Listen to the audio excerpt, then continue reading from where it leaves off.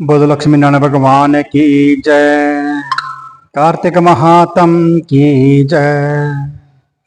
दया दृष्टि कर हृदय में भाव भक्ति उपजाओ। 29वां अध्याय पढ़ो, कृपा दृष्टि बरसाओ। सियापति राम जय जय राम। मेरे प्रभु राम जय जय श्री राम। बोलो सियापति रामचंद्र महाराज की जय। कार्तिक महात्म की जय। सूत जी ने कहा, इतनी कथा सत्यभामा को सुनाकर भगवान श्री कृष्णचंद्र संध्या करने को महल में चले गए। यह कार्तिक महीने का व्रत भगवान विष्णु को अति प्रिय है तथा भक्ति को प्रदान करने वाला है। नंबर 1 रात्रि जागरण, 2 प्रातः काल का स्नान, 3 तुलसी वट में जल चढ़ाना, 4 उदापन और 5 दीपदान। यह 5 कर्म भगवान विष्णु को प्रसन्न करने वाले हैं, इसलिए इनका पालन अवश्य करना चाहिए। ऋषियों ने कहा, भगवान विष्णु का प्रिय अधिक फल का देने वाला, शरीर के रोम रोम को प्रसन्न करने वाला जो कार्तिक महात्म आपने कहा है, यह मोक्ष की चाहना करने वालों या भोग के इच्छुक मनुष्यों को यह व्रत अवश्य अश्वमेध करना चाहिए। किंतु हम एक बात आपसे पूछना चाहते हैं,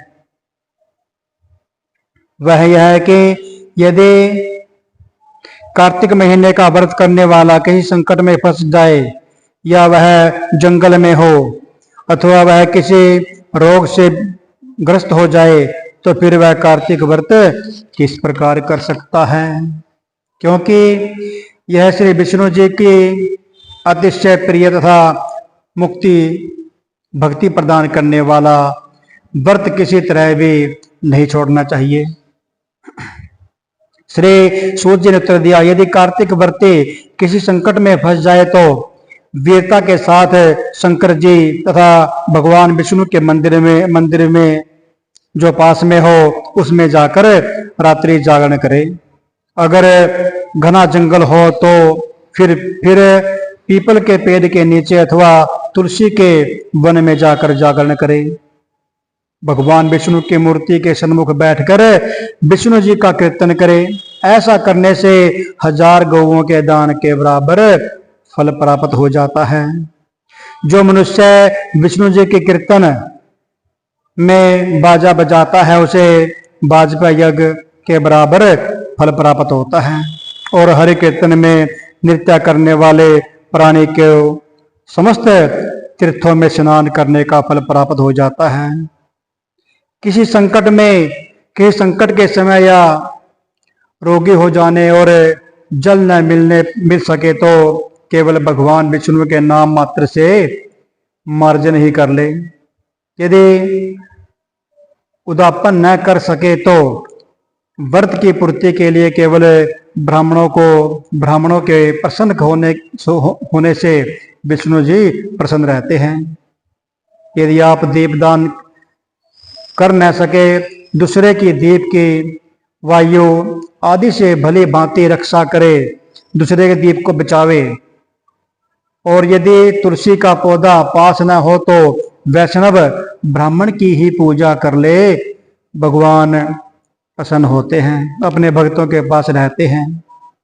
इस सबके न होने पर भी व्रती मनुष्य ब्राह्मण, गौ, पीपल और बट वृक्ष की श्रद्धा से सेवा करे।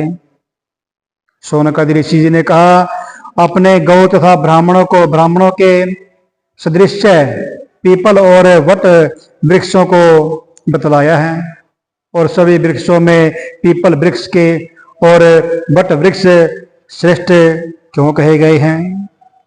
श्री सूत जी ने कहा, पीपल का पेड़ साक्षात विष्णु भगवान के समान है, विष्णु भगवान है, और पलाश का पेड़ साक्षात ब्रह्मा है।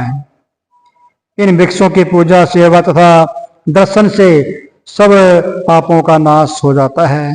ऋषियों ने कहा, प्रभु हम लोगों को इसमें शंका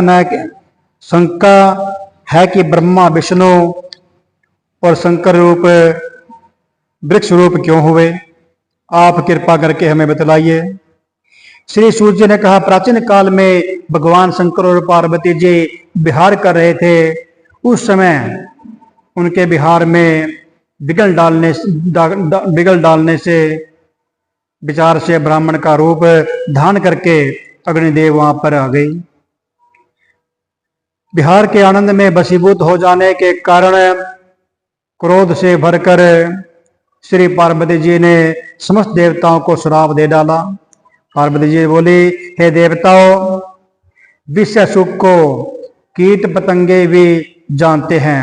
आप लोगों ने देवता होकर भी इसमें बिगड़ डाला है, इसलिए आप सब लोग वृक्ष हो जाओ।